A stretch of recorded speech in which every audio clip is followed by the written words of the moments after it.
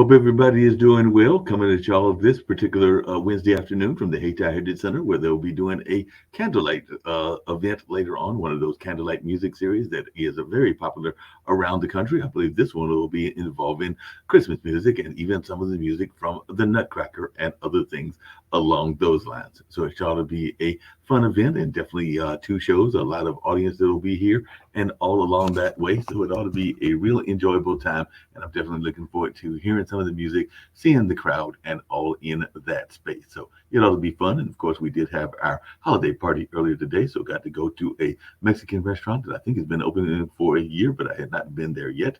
And I can tell you that Mascalados was actually pretty good. So if you're in the area of Durham and you want some good Mexican food, I would recommend it going by there because the food wasn't that bad. Of course, it might have been a certain crowd of staff and everything, so definitely the staff was decent. It wasn't one of the better staffs, but it wasn't one of the worst either. But definitely a good time with the food, and they even gave a little birthday shout to one of my coworkers, and all in that space. So they gave a little bit of Latin music and gave him some rhythm, and all in that kind of way. So that was fun to see as well.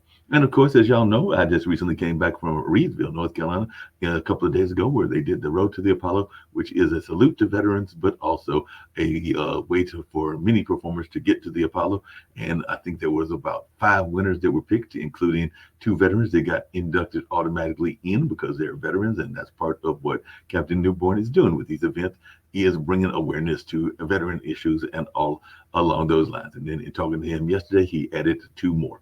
We oftentimes joke that sometimes, even though there were like 23 contestants and only two got booed off the stage, that sometimes it seems like a whole army go to these trips to New York to get the chance to perform on the real Apollo stage, and in some cases even get some television deals. Because I know some people have appeared that have been on the show and gone on to Tyler Perry shows as well as other shows, including doing some performances at some of our local ball teams, as well as other things that come out of this activity. And this has been going on for 10 years. So celebrating a 10-year anniversary and all along those lines.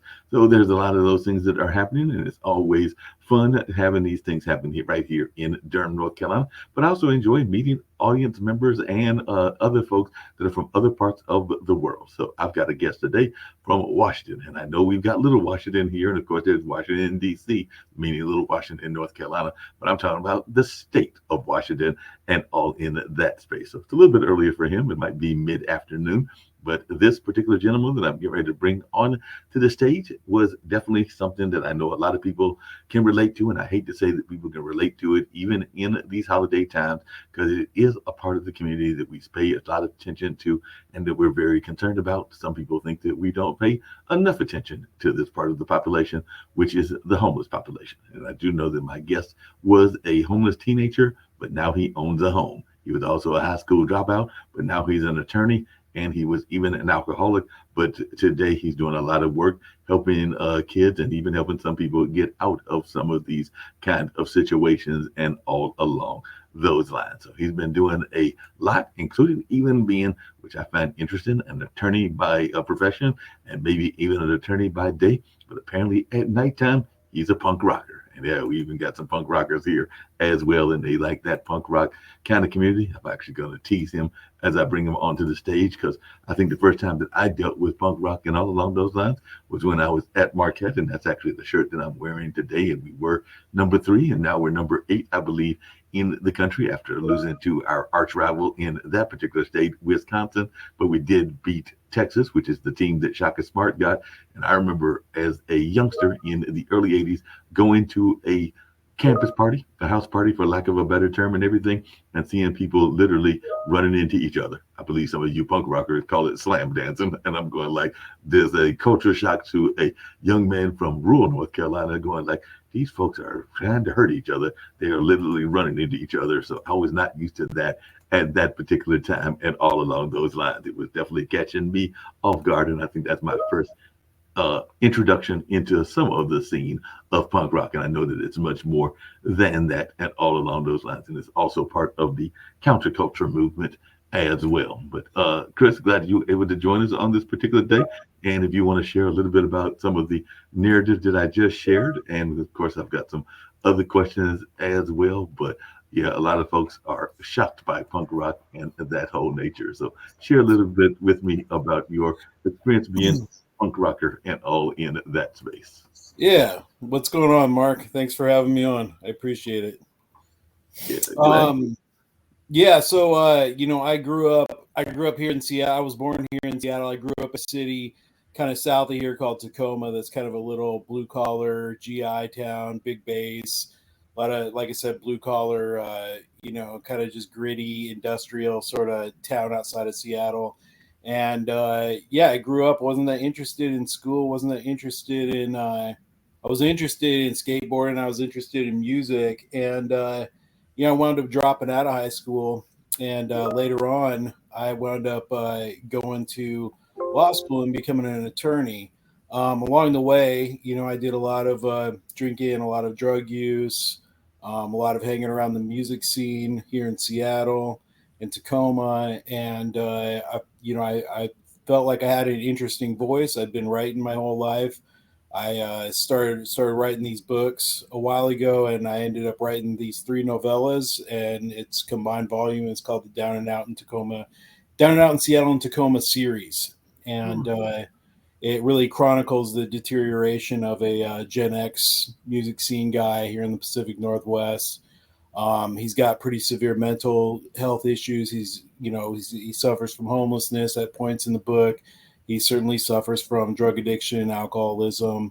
And also, I used to be a workers' rights attorney, and I represented plaintiffs in discrimination and wrongful termination actions and wage theft claims. I went to work for the city of Seattle in the prosecutor's office, and what we do there is misdemeanors, and I get to see that what who's committing these sorts of misdemeanor crimes is.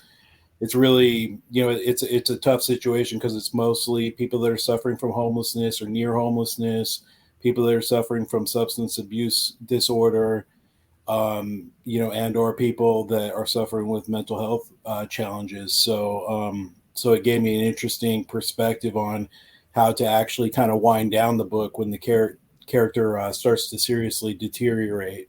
Um, so yeah, that's a quick and No, I dirty. appreciate that and everything. I'm definitely going to get into some uh, down in the weeds and more of the details of that and everything. But even here in North Carolina, I literally live around the corner from Duke and am closer to downtown at this particular cultural arts center than I'm at, and all along those lines. But oftentimes we will see people that are living in tent cities, even in a small city like Durham. And of course, we're seeing a lot of military folks that are involved in homelessness as well. So I was just wondering if you have some thoughts, and I know that the West Coast, because I do have friends in San Francisco and other places, that the homeless problem seems to be very major. And in some places, even though we just came out of the COVID pandemic, and some people will say that we are definitely easing more and more out of it, but the homeless problem has been in my mind, an epidemic as well. So I was just wondering your take as to why the homeless issue is such a big issue. Because, like I said, you did in some of the bios that I've read about you mention being even homeless as a teenager, and I can only imagine what that would be like. Even though I've had some moments where I've struggled to have my own home and all along those lines. So even though I have a good home and a good family and all in that space, so I was just wondering your thoughts as to why this issue is so prevalent in our society. Yeah, I definitely did. I was homeless for a long time when I was a teenager, and I was actually kind of, I would say, near homelessness well into adulthood, where I had a car, at points in time, and I would kind of just couch surf from here to there. Even once I kind of started to get my feet under me, I lived in, uh, like government subsidized housing downtown Tacoma. So dealing, like the residents there, along with myself, dealing with a lot of substance use disorder, alcoholism, mental health, challenges, obviously socioeconomic challenges, and so that was when I was younger, and now I'm a grandfather. I'm almost 50. I have some distance from that personally, but what I do for work, and I go downtown pretty much every day, and Seattle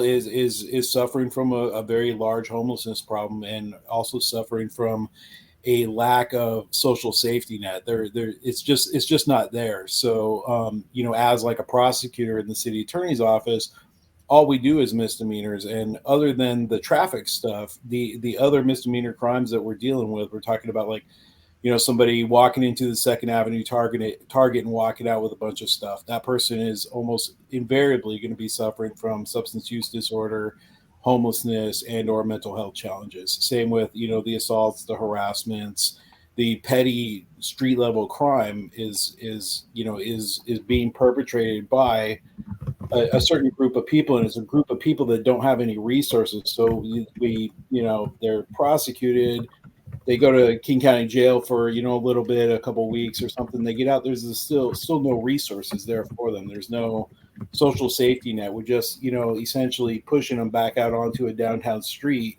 with nowhere to go and nothing to do. And of course, you know what I mean. Like, to get by, people are going to recommit the same sorts of things that they were doing before. And I think that COVID obviously really brought the situation to a head. I mean, there's always been homelessness issue in Seattle, and I'm sure every other big or even smaller city, but it's a lot worse. There's definitely tent cities all over the place, and it's that, and there's not, the only tool that I have is as an attorney, but it's not the right tool for the job. We just don't have that tool. The tool doesn't exist. It's not here. So, yeah. That's interesting and everything. I was just wondering, because I do know you have this book, you mentioned it earlier and everything. How much is the book based on your own life? Because I do know that there's that character, Jack, and I just wondering how much is the down and out character based on your own life. And I'm also imagining that both as an attorney, and if you're like me, you're a gregarious person, you probably just talk to people in general, and it might even be based on some experiences of folks that you have met that aren't necessarily your own life and everything around that nature. So I just wondered how much of the book is based on your own story of real life. You're right. I talk to everyone. I go no matter where I go, it's like somehow I end up in a conversation. I mean, like, I was sitting in court, and I know every court staff person that works at Seattle Municipal Court, like, intimately, because like when we're on recess, I'll just start talking. You know what I mean? And but yeah, I mean, so. I think to me, it's like, so the stories are definitely fiction, but they're heavily informed by my own experience. I don't think that, I mean, there are definitely a lot of people that write like semi-autobiographical or just strictly autobiographical books, memoirs, etc. I never write those sorts of things. I'm always writing a story, but the thing is that it's like it's pretty hard to disconnect the person and their experiences from the story that they're telling. So to me, there's a lot of me in there, but it's not me. The character in the book, Jack, he suffers from things like alcoholism and mental health and homelessness in quantities much greater than myself. So I definitely, identify as an alcoholic. I've been sober for a very long time. I don't really identify as a drug addict. I have some mental health issues, anxiety, depression diagnosis, but not the sorts of, like severe issues that the character in the book suffers from. So to me, like, I've always thought of there's a narrator in the book and there's a character in the book, and they kind of speak over each other interchangeably. And I always think of them as kind of two different versions of the same person. The narrator is the, more well-spoken person who's kind of telling the story. The character is crude and uneducated, but not unintelligent. He's just, like a different version. He's what could have become of the narrator, or the narrator is what could have become of him. So I identify a lot with that, being of, kind of both minds there. But the story is a story, and I, kind of push these two versions of this person together to tell it. Yeah, no, you were always a writer, because I know that even in my own life, I wrote for a mimeograph school paper that I put together. I think that was even in grade school and all along those lines. And I have definitely done some other writing as well. So I would say I've been a writer for a large portion of my life and everything, and still do some writing, even though I don't do nearly as much as I used to do and everything. But I was just wondering, has writing been something that you were always doing? Did you really enjoy writing, like maybe the English classes when you were going to school in Washington, or is writing something that you developed later. So when did you actually get involved in writing, and has this always been a passion of yours? Yeah, I was always doing it even when I was a kid. I was always writing stuff down. I was, always writing like little, stories or writing pieces of dialogue, portions of conversations that just kind of popped into my head. I didn't really know what to do with them, but I thought they were interesting, so I'd write them down. I was always writing down story ideas. I used to have this thing. It was like it was a Halloween decoration. It was like a hollow plastic skull, and it's like I used to just there used to have like hundreds and hundreds and hundreds of little strips of paper of like story ideas I'd written down, and I'd just toss them in the skull, and and most of the time that's all that ever became of them. But sometimes I would go through it and be like, "What is this?" I wouldn't know what this was, but I'd look at this and be like, "Oh, this was a good idea," and I'd sit down and write a story. So I've just been writing stories like that forever. I didn't write real great. Like certainly like getting an education, like greatly, like increase the quality of the work. But I was always writing. I was writing when I was a kid. I was writing, like when I dropped out of high school, I was writing in my 20s. I was writing when I got myself together and went to college. I was writing when I was in law school. I'm writing now. I'm always doing it. Yeah. Well, how do you choose what you write about? Because a lot of what you write about seems to be very real world oriented and all along those lines. Or do you sometimes step out of the norm and write fantasy and things that are not as based on reality as some of the harsh realities that I know some of what you write about is Yeah. based on? But I just wondered, do you ever step out of the norm and write like fantasy or other things that are not always the hard hitting stuff? And how do you choose what you write about? It's funny because like what I consume is mostly like science fiction, and horror. You know what I mean? So it's like horror movies. Like that's all I'm ever watching is like low budget horror movies. We have like a Scarecrow Video near my house here in Seattle. It's like the biggest video store in the world, and they have just everything that you could imagine. And I go in there and I like rent horror movies, and I rent stuff that the staff are like, oh, what's this about? I'm like, so I always feel like like that should have been my job rather than being an attorney. I should have gone to work at the video store, but I don't know if I'd be able to support my wife and kids working at the video store. But then in science fiction, that's what I consume: science fiction and horror. But like what I write, it's not always like so much based on like on my life experiences, but I almost always write stuff about normal people in fairly like normal circumstances. I just think that there's a better, more real story to tell, about normal people doing normal things. And I think that, creating like, experiences and drama, like with, just, what happens in people's ordinary lives is, I think some people think it's challenging. I think that it's like the most compelling thing to write about. And when I start writing, I never really know what it's going to be about. I don't really have an outline for a story. I usually just sit down, I have an idea, and I just start knocking out a couple paragraphs about, like this is such and such person doing such and such thing. Then what happens, and I just kind of let, the characters kind of just take me on a ride.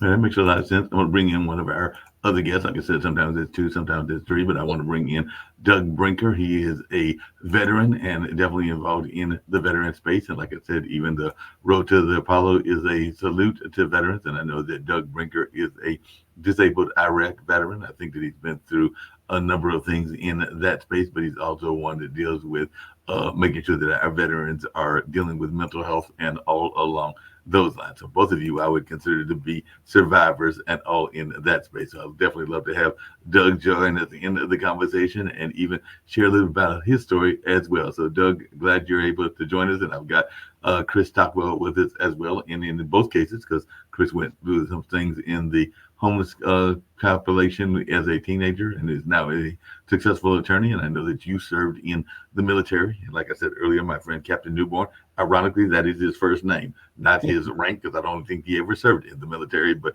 his parents, maybe they had aspirations or whatever, but they gave him that name. And I think the family has had that name for 3 generations, but he is a veteran advocate. And we've been doing this Road to the Apollo, which is partially around finding talent, but also around veteran advocacy, because he even sometimes talks about the lead water down in, I believe it was Cape, one of the Camp Lejeune, that was definitely contaminated and impacted a lot of people down in that area and all along those lines. But I'm just wondering your take on the plight of the veterans, because we know that even some of the veterans can fall in this homeless situation as well. And we do know that there is a lot of concerns around mental health as well. So I'd love to hear a little bit of your narrative and a little bit of your story as well. Well, thank you, Mark. Chris, nice meeting you. It's an honor. This is my very first podcast guest. Good to meet you. So a quick backstory. I actually was homeless by choice when I returned in November of 2004. I chose to, that following summer, summer going into early fall, I chose to be homeless because of pride, because of honor. My core values from the military. And I didn't want my mom and stepdad and friends to know that I didn't have a place to go, even though I knew they offered up places. And so that was my struggle. And thankfully. Just really quickly, in that same kind of philosophy, because I can relate to that to some degree, because I know that, rents are due and sometimes you get caught in a pinch and all along those lines. And I remember it was maybe about 10 or 12 years ago, literally being, for lack of a better term, evicted out of the apartment and all in that space. So I did spend, I think it was a day in a shelter and all along those lines, a day or two. And then also maybe spent a day or two just kind of like trying to find any space that I could find. I think there might have even been living outside and even being outside near a church. And it might have even been the fall or something like that. And we were having one of our relatively mild North Carolina falls. But to your point, Doug, I think part of it was pride. And we know that a lot of times they say pride comes before the fall. And I did eventually find a place. But yeah, I think there was like a period of, it wasn't long, maybe 2 or 3 days that I was doing what you're talking about and just trying to survive the best way I could, including putting myself in the shelter for a day or two. So to both of you gentlemen, do you think that that is sometimes what happens even with some of these people that decide to go to tent cities? Because I do know some folks even here in Durham, North Carolina, that live in these tent cities and will sometimes create tent cities underneath bridges, sometimes out in wooded areas or a number of other places. So I was wondering, do you sometimes feel that people are afraid to ask for help, and in some cases when they do ask for help they don't get the support that they would like? Because I know a friend of mine just recently moved to a new apartment, but he was under the threat of being homeless, and I know he reached out to churches, he reached out to a number of other organizations that you would think would be helpful, but they weren't as helpful as he was hoping and all in that space. So I know that there are institutions that are supposed to be helpful, but sometimes they have their own rules and regulations, and we don't always want to follow those rules and regulations. And sometimes I think their rules and regulations may be problematic, but that's just my own thoughts and everything. But I just want to y'all's take around this notion of pride, and also if the community in general is doing enough to support our folks that are being homeless. So I'll start with you, Doug, but I definitely want to hear from Chris as well. So I actually slept in my vehicle for 5 months before my hometown of Jackson, Michigan, and the Community Action Agency Veterans Housing Program reached out and helped me out and put me up in a nice apartment for 3 years before I actually moved over to Eastern Michigan University campus to begin my bachelor's work in marketing and communication. But way prior to going back, into the mid 90s, before I made my first attempt at suicide, I struggled significantly. My book is in the final stages. Dorrance Publishing, I will sign a contract with this Friday, and sometime this next year, my dark shadow, Living a Suicidal Self, will be released. Yep. Chris, if you'll answer that question as well, and I've got to go open the door because, like I said, I'm in my business as well. But if y'all will continue the conversation, I'll be right back in literally 1 minute. Yeah. No, I think when I was like, it was the 90s, I was a homeless teenager when in the very early, like 1991. But later on, when I was in my 20s, I did a lot of like living in my car and couch surfing And at the time, it just wasn't, it seemed fine to me to do what I was doing. I was definitely kind of homeless by choice, like you were saying, Doug. And I just now today, it's like, like I try to apply that experience and figure out what my thoughts are about what's going on, like here in Seattle. Like there's definitely like tent cities all over the place, but it's like I feel like, what I mean? Like what's happened, especially over the last few years, is that there's been, like a lot of people will get like, say, like evicted, from like their place that they're living. And, it's kind of like, like a rung on the ladder. It's like, cause we see like here, it's like, we see a lot of near homelessness. So we see like tons of, people living in vehicles, a lot of RVs. But then, what I mean? You start to see, like tents, and it's like, I feel like, it's just kind of like a drop, from here to here to here. And I mean, here in Seattle, it's like we have, like some places, like some of the old downtown hotels where they've, housed people, we got a lot of these tiny house villages around town. But you know what I mean? Like we don't have like like the capacity, like we don't have like a an apparatus to actually like deal with the influx of like people into the city that are suffering from these issues. And if we're talking about the housing issue, we're still ignoring the mental health issue. We're ignoring the possible substance use disorder issues that come along with that. And we don't have a solution to that either. And I know we didn't talk before this, but I'm a prosecutor at the city attorney's office now, and we do misdemeanors. And it's like, that's pretty much what we see is like people that are committing like misdemeanor crime are usually suffering from substance use disorder, or and I'm a recovered alcoholic too. Or they're suffering from mental health issues, or they're suffering from homelessness or near homelessness, or a lot of times they're suffering from all three. And housing is great, but like there's other things there. And it's like I can't speak for everywhere in the United States, but Seattle is is pretty is pretty liberal as far as like like providing services like that, and we can't keep up, you know what I mean? So I don't know what other places are doing, but we don't have an answer, you know what I mean, for what's going on. So here in Michigan, my hometown of Jackson, Michigan, population around 30 to 35 within the city and about 138,000 within the county. But we have a tent city right downtown. I don't know, 20, 30 people maybe. I'm sure some of them are veterans. I know that we have a lot of we have programs that are working with homeless veterans currently. And in the state of Michigan, here just recently, I participated in the director's program, the MVA, Michigan Veterans Affairs Agency. The director and coupled with a legislator, they funded 13 $150,000 grants to 13 nonprofits to apply. And the agency that once helped me just received one of those $150,000 grants to address the homeless problem here in Jackson, Michigan.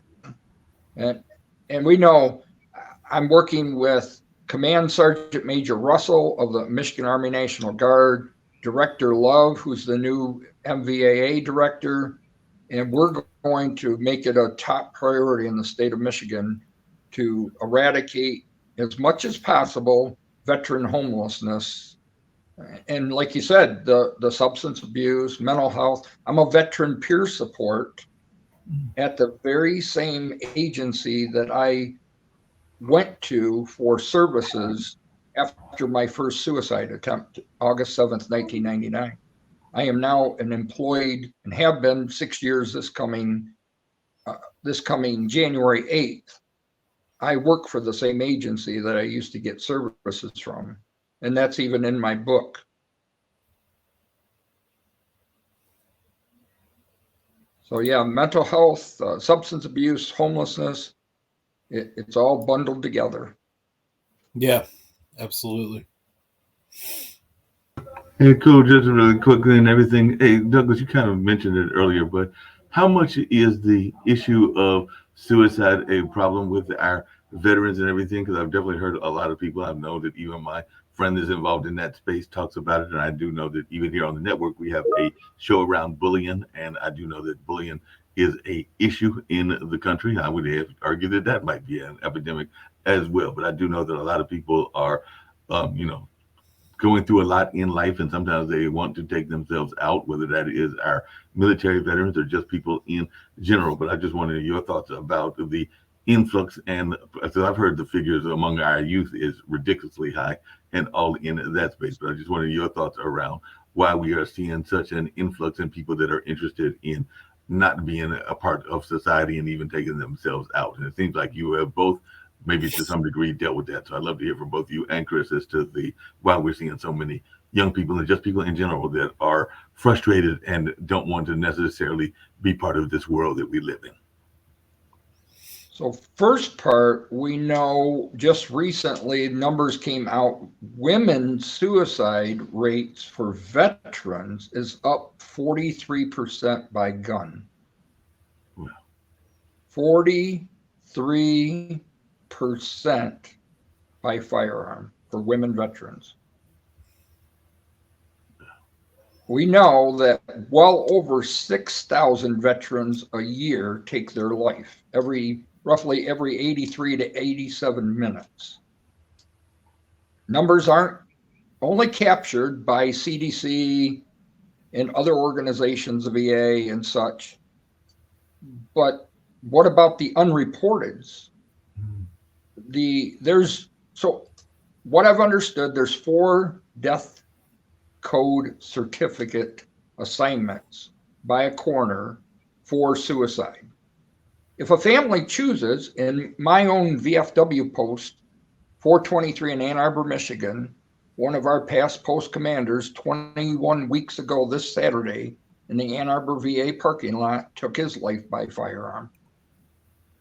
If we as a society are not doing more by getting 988 out into the communities, that's my big push, is for only 17% of the world, of the United States, knows what 988 even is.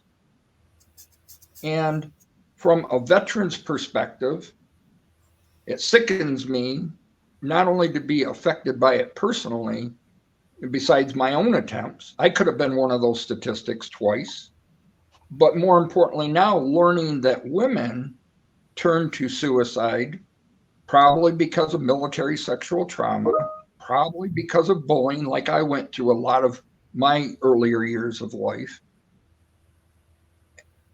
We got to do something different. And I know there's probably a copycat factor involved with the suicide. I was just reading this morning that a Michigan teenager is being convicted once he becomes an adult because he cyberbullied a Texas teenager to complete suicide through video gaming. And Mr. Attorney, you probably may have heard that story. It's a Michigan teen and a Texas teen. They aren't releasing names, obviously, because of the minor age in the process. But yes, a Michigan teen cyberbullied through video gaming a Texas teenager into suicide completion. And along those same lines, Chris, what is your thoughts? Because one of the groups that I am concerned about, I don't have any kids of my own, but I do have 2 nephews that are 14 and 15, and I've got a number of friends that have young kids that are even in their teens and in some cases 20s and 30s. And I do know that a lot of our young people are being cyberbullied, and they're also dealing with a lot of mental health issues that are sometimes leading them to suicide. And you are relatively young. I mean, I think you said you're about ready to hit one of those 5 numbers, maybe 50 or something like that. I'm actually getting ready to hit a little bit above 60s and 62 age myself and everything. But I just wanted your thoughts around the nature of how our youth are handling this as well. Yeah, I wish that I could put my finger on like a reason why I thought that we're dealing with this, but it seems like, like at least in this millennia, it's like, like we hear a lot about like, like veteran suicides, but we're hearing like a lot about just, like suicide prevalence, like in society. We have like an intern in my office, just recently, she was there over the summer, and, she was about to finish her, start her last year of law school.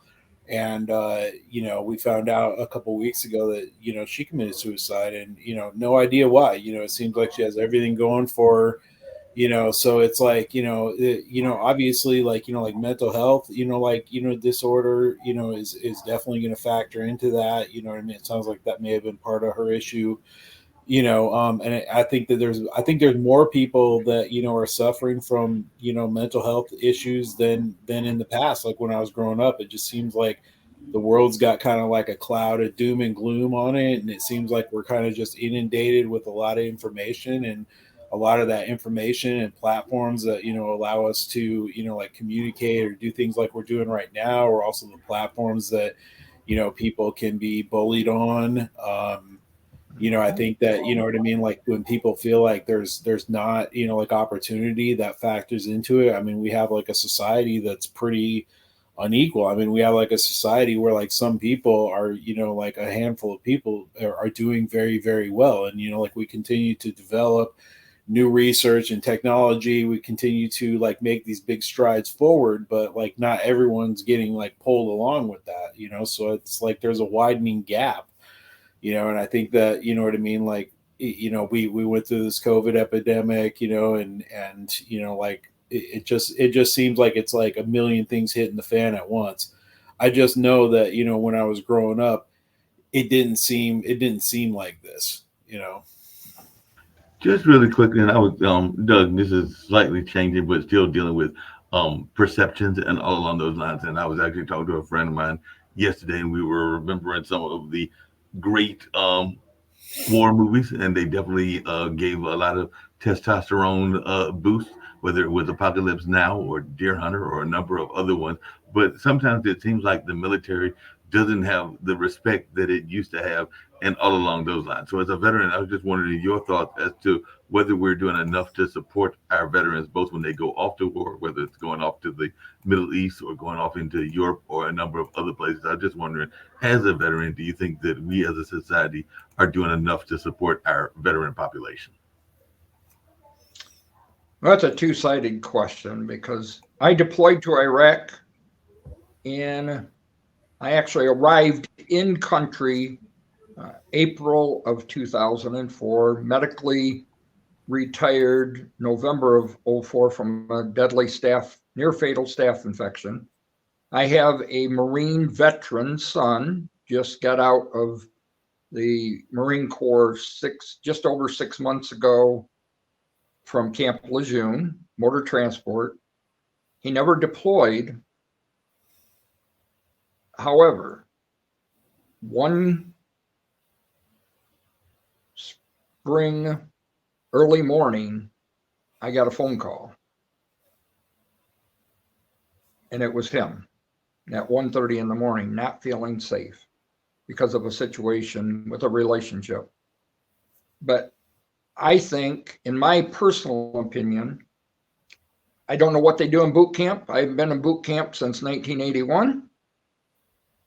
But I think part of the onboard training in boot camp, there needs to be a dedicated 1 week class focused on mental health. Because if some of these people are coming in broke into the military, I guarantee, is going to break them even further. And if they're afraid to reach out and ask for help, I mean, 547 active duty personnel took their life last year alone. Wow, and I'm some sure serious that numbers number and everything. I'm sure that number will be there somewhere at the same, maybe a little lower, maybe a little higher at the end of this year. So, in my opinion, I personally don't. I know they do some mental health on the transitional out process, because I asked my son that. I think just much more needs to be done. I think a lot more focus, really needs to be placed on a mental health check going in, because because of my attempts, when I re-entered the Michigan Army National Guard in October of 2002, I had to sign a disclaimer because of my mental state prior, stating that I would not go back, my family would not go back on the military if something was to happen to me because of my mental capacity. Well, just along those same lines, and it's actually for both of you, but I'll start with you, Chris, and everything. Do you think that we do a good enough job in terms of training people about coping and coping mechanisms? Because I think that even in our school systems, we don't do a good enough job of teaching people a number of skills. Even this network, Pod TV, was founded because the two founders feel that we don't teach enough around fiscal literacy, and I would argue we don't teach enough about coping skills. Because I remember as a grade school kid, you would learn some of those coping skills and even socialization skills by playing in the playground. And I'm not sure that enough of our youth are doing enough of those kind of events. And I was even talking to one of my people that's renting the facility here, and we were talking about sports. And I'm not even sure that there is enough coping mechanism being taught in the baseball and other levels as well. But Chris, I'll start with you, but I want to hear from you as well, Doug. Yeah, I don't I don't know that that's getting, like taught to anybody. I think that, it's like I hadn't even thought about, obviously, like I would say that, like suicide, you know what I mean, is, an epidemic in the country. But, I know that, there are therapy and, prescription, like sort of resources, but I don't remember the last time anybody, brought up like, what do we do, with young people to try to, like teach them to, deal with, like a situation or accept a situation, which I just don't think that's a blind spot is what it seems like to me. What is your thoughts around that, Douglas, and everything? And y'all have to excuse me because I am multitasking and everything. So you might see me off screen just for a hot second, but keep the dialogue going because I'm definitely enjoying y'all's conversation, even when I pop off and everything. But definitely if you have your thoughts about that as well. So for somebody being a veteran peer support specialist that teaches individuals how to get coping skills, a lot of people don't really realize that doing anything that you enjoy is a coping skill. People just think, oh, it's my hobbies, but things like journaling. Most people don't understand that journaling actually helps redirect your serotonin and oxytocin in the back of your head to balance out. So that way you're feeling good about yourself. Same with coloring. Coloring redirects. Listening to specific music is a coping mechanism. Some people, when I get upset, which isn't as often as it used to be, but sometimes I'll find rock and roll on the radio and I'll just blast it out for a few minutes. So in terms of sports, I played sports my whole life up until I got hurt in Iraq. And yeah, definitely in sports, I don't know what goes on in the locker rooms, what goes out on the football, baseball diamonds, basketball courts, wrestling, soccer, tennis, swimming. But I just think that as early as we can place a focus on mental health awareness, knowing the 5 signs. I have a shirt under this that says knowing the 5 signs, that the VFW is proud to be behind. And it all starts probably back in maybe 4th or 5th grade of teaching these young future leaders that it's okay not to be okay, but it's important to reach out when you're not feeling safe. And if we make a concerted effort as a society, we're all human. This is America. Yes, we have our beliefs, we have our viewpoints, but we're all the human race. And if we're not taking care of each other, who is? someday we're going to meet our maker, and we're going to have to answer that call. So in terms of in the sports industry field, for especially early sports, I think it would behoove the school administrations of athletic associations to really focus, because there's a lot of peer pressure. If you come from classy families who place a lot of pressure on you to do better than good in sports because of your name specifically, I really think, my personal opinion is that some of these names in the arena of sports, if they're not performing, that puts a big toll on their mental state when they're done with the game, whatever that sport is.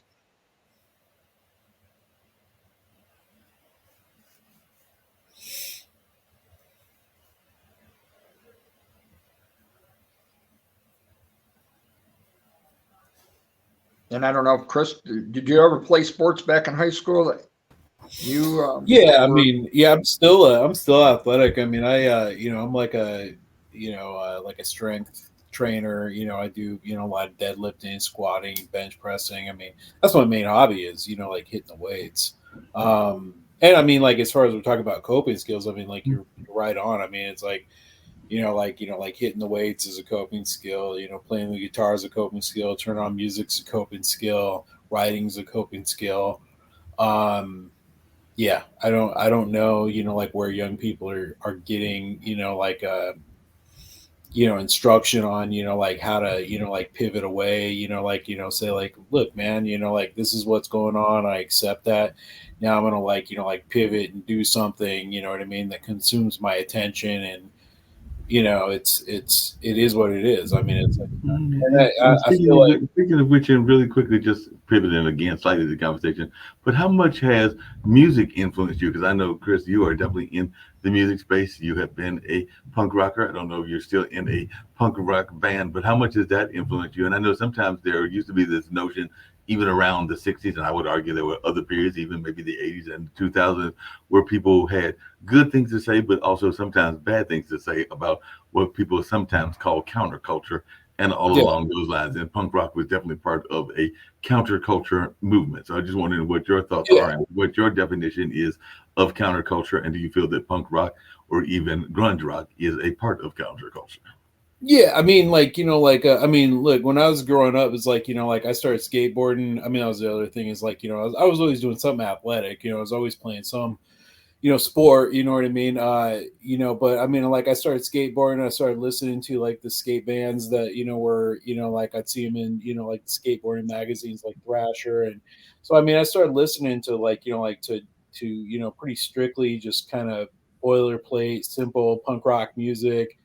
But it's like, it has there's a message there. It's definitely the counterculture. It's definitely the, like middle finger, to, authority, ethos there, and so it gave me, I mean, it informed a lot of the way that I thought about the world. I mean, what I took away from, like that is, like injustice and inequality in the world, and like how wrong that is. I grew up, and it's like, like I learned to play some instruments, and I don't just listen to like, like a like a 4-piece punk rock band where they play like 3 power chords, over and over again. I mean, I listen to like a lot of like ska and like reggae, a lot of like like 60s like psychedelic rock, and listen to some heavy metal. But it's like I just like music. It's like like at this point, it's like I'm just always trying to find something new to listen to, and it's a huge, like I said to the prior point, coping mechanism. So.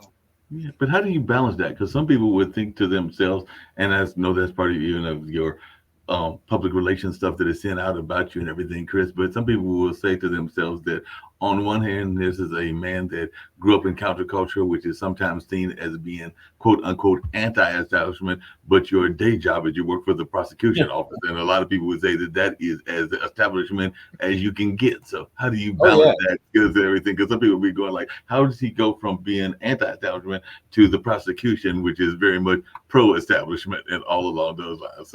Well, I've got a stock canned answer for that. So I went to law school, and I had been involved in, like, I was a paramedic before, and I worked at the ER for a while, and I'd always been involved in like workplace issues. I've been involved in unionization, organized, labor, etc. I was a Teamster when I was a medic, and I was in SEIU when I worked for the hospital. I went to law school to become a workers' rights lawyer. And that's what I did for like several years. And what I represented were like workers that were suing their employers because of discrimination, because of wrongful termination for some sort of protected activity, or because the employer had like stolen their money, wage theft. And, and I was out on my own. I did it myself for a long time. So I really kind of, I guess, was about as counterculture as you can get in the profession. But I also wanted to develop, like good trial skills, and the opportunity to go to work at the city attorney's office popped up. And I didn't care so much about being a prosecutor as I cared about, like professional development. I do think that, that you kind of like, you come to a space in your life where it's like, this is, these are the ideas I grew up with, you know what I mean? But you know what I mean? Like, at some point you kind of like recognize that, there's gotta be some, some guidelines. There's gotta be some, some guardrails up, you know what I mean? Because I never, like, anarchy was not something I ever got from punk rock. Like what I got was, like a sense of, like injustice in the world. And putting up some rational guardrails there, you know what I mean, like makes sense. Like everyone thinks that we're the bad guys and defense attorneys are the good guys, because they're trying to get these people that have committed these crimes or not committed these crimes off. But it's like, like I work in the DV unit as well, or I should say I work adjacent to the DV unit, and it's like, we are like, providing a service to like victims of domestic violence, and it's like, there's nothing, inconsistent with my belief system that, that would bar me from, like saying, hey, that guy should not beat his girlfriend up, like that's not okay. You know what I mean? So it's like, I view it from the perspective of, like if you're looking at it, you know what I mean, from this angle, you know what I mean? Like, like it's completely consistent. You know what I mean? Like if I was 15 and some guy was at the skate park and he was beating on his girlfriend, I would probably go beat on him. You know what I mean? So we're doing the same thing in city attorney's office. We're just not beating them with our fists. You know what I mean? So that makes a lot of sense. But Douglas, and this is actually to you, and it's a kind of similar question and everything, because when we think about people that live by rule of law and order and all along those lines, that is usually the military, and all along those lines, because definitely that is what is indoctrinated into many people in the military when they first go in. Part of this notion of having to follow certain rules and certain regulations and everything in that space. And of course, there's always that conversation about join whatever branch you want to join, because you get to travel and see the world, which we know you do get to see, but maybe not as much as you would do as a tourist, even as a citizen, because a lot of times y'all are there on duty. And I'm just going to tell you, Douglas, in all honesty, I've got some friends that are, Douglas disappeared, so hopefully he'll come back. But I was going to say, I've got some friends that have been in the military, and they can be some of the most revolutionary people that I know in all of that space. So we'll see if Doug makes a return trip. But that's where I was going with that, is that I know some military folks who are going to be quite revolutionary. So we'll see if he makes a return trip. But while I'm waiting to see what he comes back or not, and all along those lines, I was just wondering, in your own conversation and your own thoughts, do you think there are some misconceptions that people have about the Pacific Northwest, just Tacoma and Seattle? And if so, what are those that people have? Because you are from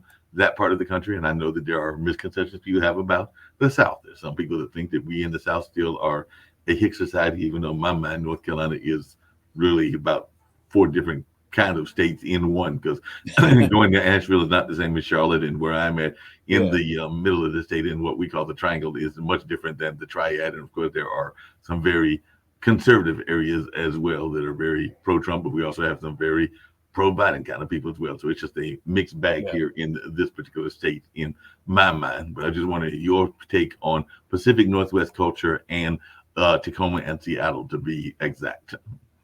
So misconception. I guess the misconception would be that people think that everyone in the Pacific Northwest and Seattle is are passive aggressive. Right. This is like a prevalent like misconception. It's like, like it's got nicknames. It's got like, like called like the Seattle Freeze, and the fact of the matter is that, like I grew up, like in Seattle and Tacoma, like, in the, 70s, like, like I was born in the mid 70s, grew up, like in the 80s. And it's like, when I was growing up, Seattle was a lot smaller. And most of the people in Seattle were people that were, like born here. And, there are a lot of them blue collar workers. So you're talking about like, like timber workers, logging industry, Boeing. By like the 1990s, the technology like population boom started to happen around here.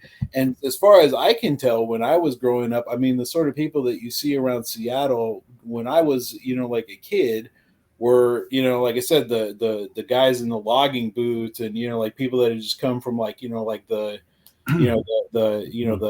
the Boeing factory, and it was I mean, it was definitely skilled labor, but like but it was a lot more of like a like a blue collar vibe, you know what I mean? And those people weren't passive aggressive at all, you know what I mean? Like like growing up, like I guess what I'm trying to say is that like when I'm talking to someone that was born here, that grew up around here, they communicate very differently. To me, it's like, like the people that moved into the Pacific Northwest in the 1990s that brought the passive aggressive, behavior, you know what I mean? So I think it's more of like a socioeconomic, like thing, you know what I mean? Like, like the defense attorneys, that, like work at the Department of Public Defense, almost all of them are like, like kids that they recruited from Ivy League schools and like, from like Harvard and Yale. And it's like everyone who works in the prosecutor's office, we all went to like state schools. We went to like UW, and,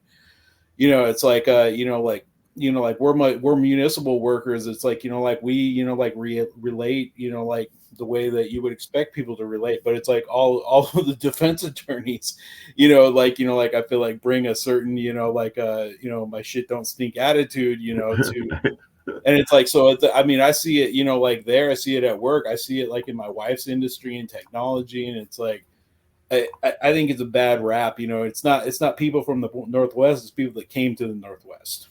No, I've definitely seen those transplants and everything. Doug, before you popped off, I don't know if you heard my question, but I was just saying that, definitely the military is known as definitely rules and recognition. And of course, we know politicians oftentimes talk about law and order, and definitely a lot of times people associate the military with that kind of attitude as well. But as I was saying before you popped off, I've seen some serious radicals in the military and all along those lines. So I just wanted your take about that misconception, because I've known some people that had some, I would even say, socialistic and other kind of views, and definitely were counterculture. They were even part of the military. So I don't think that it is a necessarily true stereotype that y'all are all prim and proper and all regimented, for lack of a better term. But I would love to hear your take on that, because I do think that sometimes people thinking that y'all are all being regimented, and I've known some military folks that would scare you in the sense of not being regimented.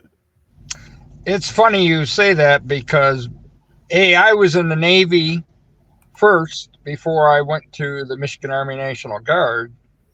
Navy was more of a gym class of rules.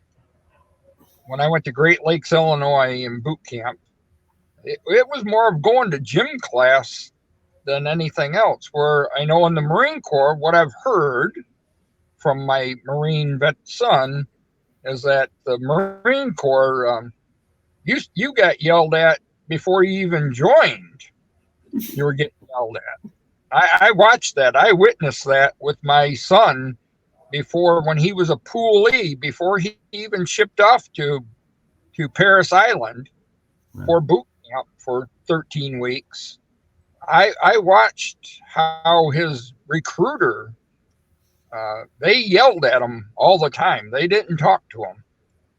And it's odd because you're talking about a young man that didn't like rules.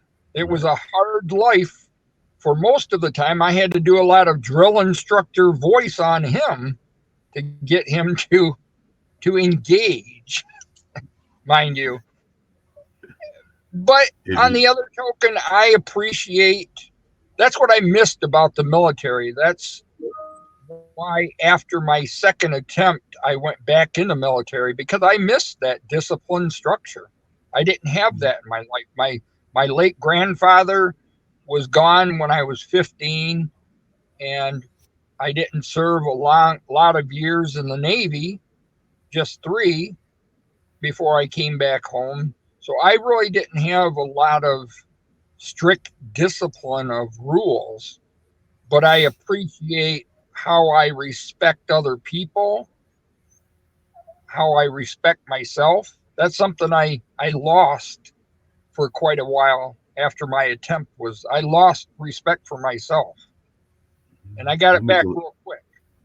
Even I didn't go back. Yeah, I didn't have to go back to boot camp, but still, when you got people telling you what to do and you say yes sir, no sir, yes ma'am, no ma'am. If you don't want to play by the rules, you'll be down doing push-ups.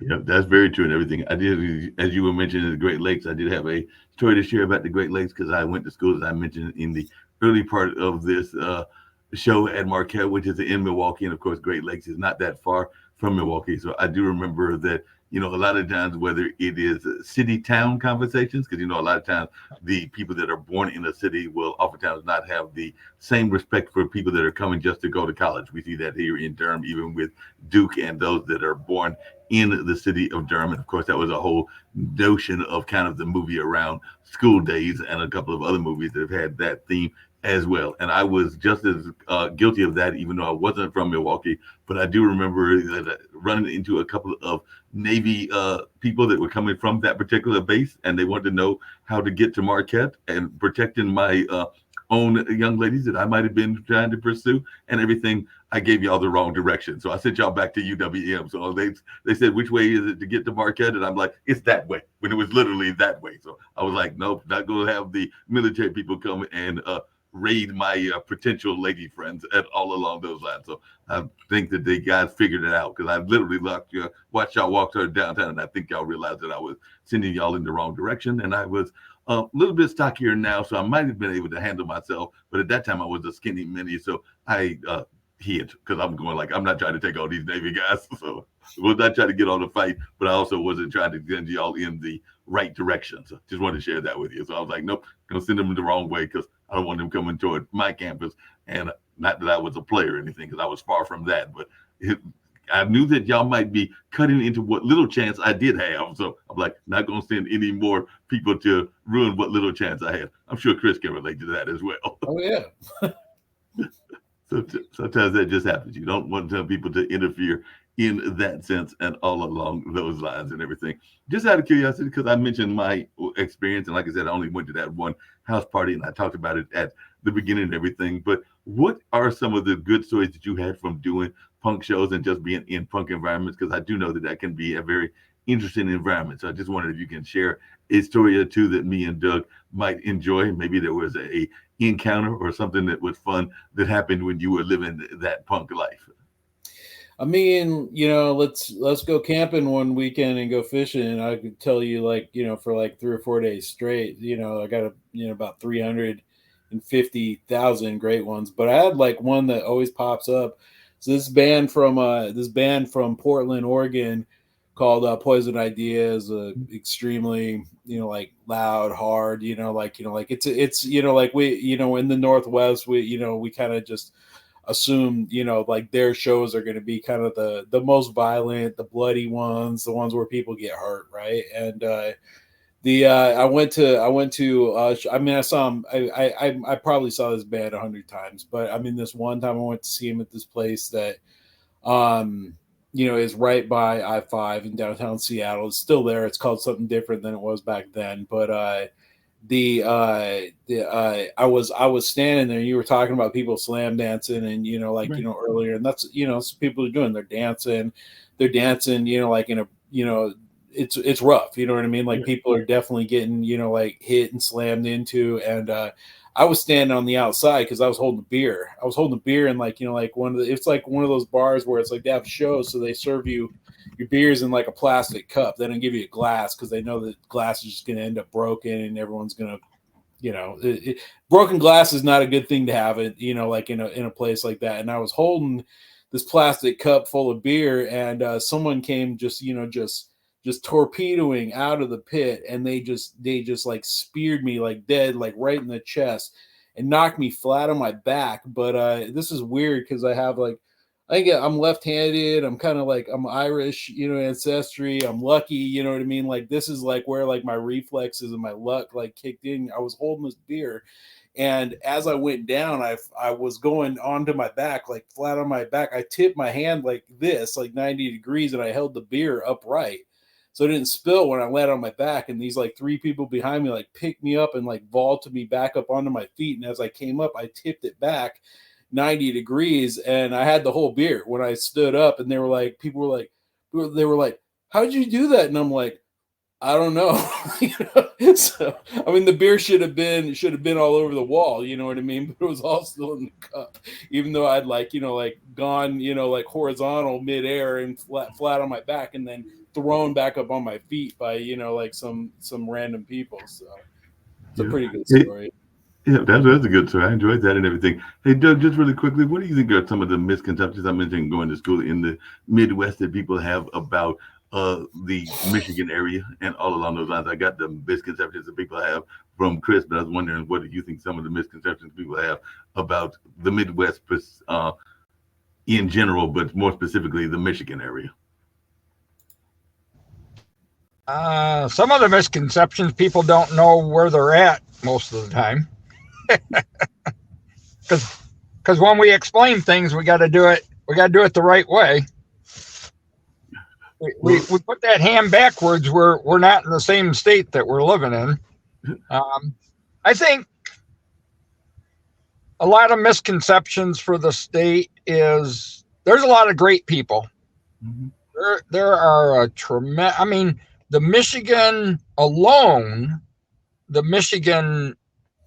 state of Michigan has, I don't know how many millions of veterans just by itself. And then you've got a great musicians. Speaking of music, you've got phenomenal musicians that have come out of Michigan. And even here in our hometown of Jackson, Michigan, a young man, Braden Lake, who finished fifth, he is from my alma mater, Little Grass Lake. Wow. Grass Lake is about as big as a couple of parking lots. Wow. And look, he finished fifth in the country on a singing competition at 15 years old. Yeah. He just got named to the all-state for athletics, for baseball and football. And so there's a lot of misconceptions. There's probably misconceptions on weather, how we pronounce washing machine, Coke, soda. I mean, you name it. Yeah, I can definitely see those. And I know one of the other misconceptions, because like I said, I went to Marquette, and sometimes people forget that Marquette is actually in Milwaukee, because I'll have people say, isn't that in Marquette, Michigan? I'm like, no, that's an actual city, whereas the campus is actually in Milwaukee. We have that here in North Carolina too, because a lot of people, and I think that it actually was in the city of Wake Forest, but the University of Wake Forest is actually in Winston-Salem. But people get that confused even here in North Carolina. But I do know I get that all the time, where people thinking that Marquette is in Marquette, Michigan, when it's actually in Milwaukee, Wisconsin, and all in that space. But I do, even to this day, get people that are thinking that it is in that city in Michigan, where it is not, and all along those lines.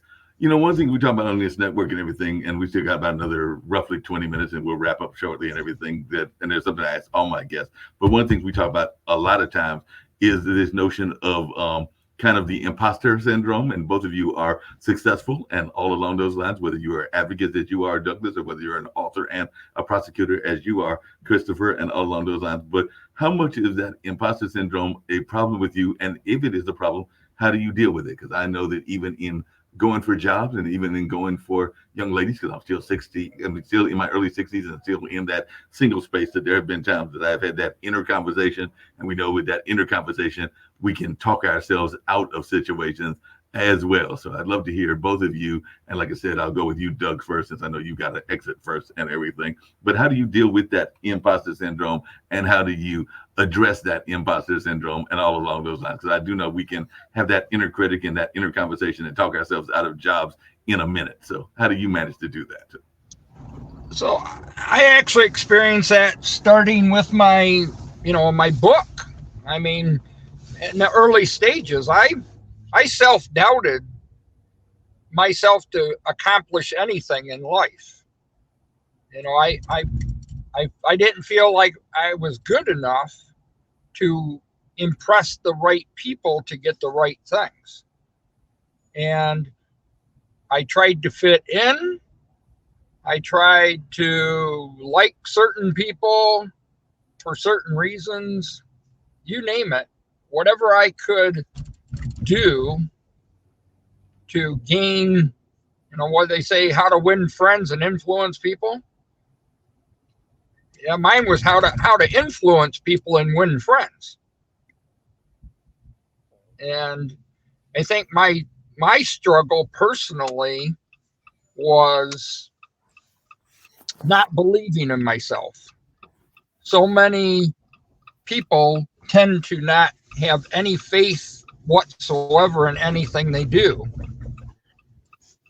And the greatest faith you can have is believing first you're worthy and you're capable of doing anything you set your heart and mind and determination to. And if I think back, for me personally, if I think back 30, 40 years and look at where I'm at today and where I was at 40 years ago when I first entered the Navy, or just getting ready to get out of the Navy off active duty, I wouldn't imagine I would be on a podcast show. I wouldn't imagine that I would be finishing up a book. And so that whole imposter syndrome has struck me on many levels over quite a few years of my life.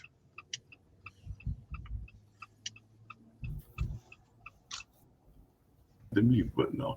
Just really quickly, Douglas, and definitely want to hear from Chris as well, but I know that you're getting ready to go to your other meeting. But one of the questions I get all my guests to answer, so I'll go to you first, Doug, but I do want to hear from you about the imposter syndrome, Chris. But Doug, I get all my guests to give a message of positivity and hope for this global audience, because Pod TV is a global network. I'm glad that Nick Pavleta and Kim Calhoun founded it, and it is a global network. So if you can tell folks how they can reach you, and I do hope to invite you back in the near future for another episode, but if you can tell folks how they can reach you and learn more about this book that you have written, and also a message of positivity and hope, and then me and Chris will continue the conversation for another 10 or 15 minutes, and we'll wrap everything up very shortly. But if you'll let folks know how you can be reached, and any message of positivity that you want to share with our global audience. So to contact me, Douglas at douglasbrinker.com, douglasbrinker.com on my website, Facebook, Beacon for Hope, the number 4, LLC. That's actually the name of my Jeep. And a friend of mine and I, who's a fellow comrade, we several years ago brainstormed how can we come up with a great tagline for the word hope. And we both were throwing around a lot of words, and we came up with this: helping one person every day. Helping one person every day find purpose, find meaning, find value, because you do matter. You matter always, regardless of how your circumstances lead you. Hope is real, even in the darkest times, and I am living proof of that. Well, I definitely appreciate that. Like I said, me and Chris will continue the conversation, because I can definitely see you're moving and all along those lines, but do know that you will be invited back, and actually Chris will be invited back as well. But we'll continue the conversation for about another 10 or 15 minutes, but I greatly appreciated you being on. And if there's any parting words that you want to say, you can definitely have the time to do that before I get to Chris in here and his thoughts around the imposter syndrome as well. Well, I invite anybody to believe in the impossible and believe in yourself first, because you were put on this earth for a reason. And whether you know that reason currently or you're still discovering that reason, go out and be a beacon for hope for other people, because you never know, the lives you touch, the lives you save might be your very own family. Very true. Well, I definitely appreciate you, Doug. And like I said, I will be reaching out to you, and hopefully we'll get you back on another Wednesday or Monday. But I've thoroughly enjoyed the conversation and the insights that you gave. So definitely appreciate it and look forward to having you back on a return trip in the near future. Well, thank you, Mark. Chris, great meeting you. And as the football season comes up, go blue. I hear you. All right. All right, man. It's good to meet you too. All right. Cool. So, Chris, what is your thought around the imposter syndrome and all in that space? Because like I said, we got about another 15, 20 minutes to go before we wrap everything up. But definitely, I'm just wondering your thoughts around that imposter syndrome, because I do think that it is a problem that we don't talk enough about. But I was wondering whether that's something you even dealt with, because like I said, even when I read your bio, I saw all these different things that you went through that I alluded to at the very beginning, and all in that space and everything. But I was just wondering how you've dealt with it and what advice you would give to people that are fighting that imposter syndrome and that self-critic. Well, Doug mentioned football season, and I'm not a huge football fan, but I can tell you who's not imposters is the future national champions, UW. So, so I guess time will tell whether I'm right about that or not. But yeah, I went to UW, so it certainly looks like there's a pretty good chance of winning a national title. So. And it's a football school. I mean, football is certainly is the tail that wags the dog around here. So, the imposter syndrome. I'm kind of of two minds here, because the thing is that it's like, and I think a lot of people probably feel like this. It's like, like when it comes to writing, or when it comes to, like practicing law or whatever else it is that I'm doing. It's like, I feel like I'm I'm great at this. The stuff that I do is great. The quality of my work, the quality of my writing, this, that, you know what I mean? Like my skills in the courtroom are great, but at the same time, you know what I mean? Like you always feel like you're pretending, or everybody else knows more than you do. Or, there's this kind of like wanting to be, or feeling like you should be at the top of the heap, but also wanting to like hide beneath it, is, I think the other,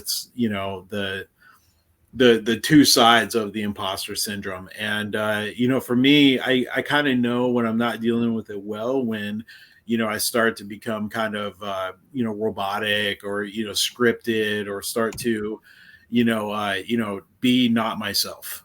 Like when it took a long time. Like, I'd been a lawyer for quite a while when I started to work at the city attorney's office, but civil lawyers don't spend a lot of time in courtrooms, and the city just kind of throws you into a courtroom and says, figure it out. They kind of throw you to the wolves. And I remember, like back then I used to, do a lot of things, speak more formally, kind of, like stand when I'm speaking and try to make it, like appear as though I know what's going on more than I do. Now, you know what I mean? Like, I feel like I've got the hang of it. And it's like, I know that, I'm working against that imposter syndrome when I don't know the answer to something, if I just keep being myself, you know what I mean? Mm-hmm. If I just keep, you know what I mean? Like, if I just admit, like, hey, I don't know what you're talking about. Whereas like, like when earlier on, you might be like, I don't know what they're talking about. I need to really like pretend like I know what's going on right now, and that's not genuine. What's genuine is, I've been around here. I know what's going on. You're talking about something I don't really know the answer to, and I don't really care. You know what I mean? I need to ask the question anyway, so that's when I know that, you know what I mean? Like when I'm being my genuine self, you know what I mean? That I'm succeeding with not falling into that imposter syndrome. Yeah, that makes a lot of sense. That makes a lot of sense and everything. Really quickly, because I had not even heard of this term, and speaking of things that you don't know and everything, but apparently your books fall under a subgenre, and I know there's all kinds of subgenres. I think one of you earlier with you actually mentioned horror and the fantasy and science fiction. I've actually been judging a film festival that deals in those genres and all along those lines, but I don't think that I've ever heard of this term of transgressive fiction. So I'm not even sure what that is. So this is one of the cases of me asking to learn myself and everything. So exactly what is transgressive fiction? Who else is in this type of genre, and exactly what makes a fiction style transgressive?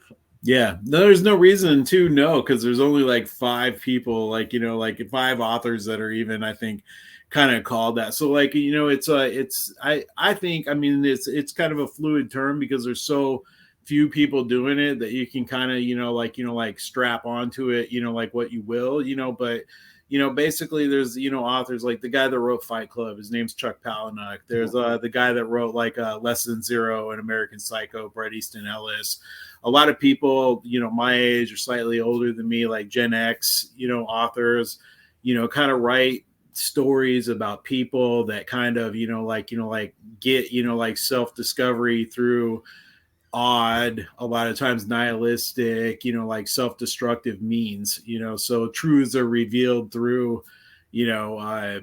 some pretty, like out there, like methods of, like coming to them. And I think that, it's at least for me, it's kind of an outgrowth of like, what I think we call like absurdist fiction, or like, like kind of existential fiction. We got like the Camus, like, The Stranger, and the Franz Kafka's, The Trial and the Metamorphosis, and, authors like that are kind of, like, making social commentary and satire, in kind of a crude sort of, like way. And I think that, transgressive fiction is really just an extension of, what I mean? Like, like doing your satire and your commentary through these means.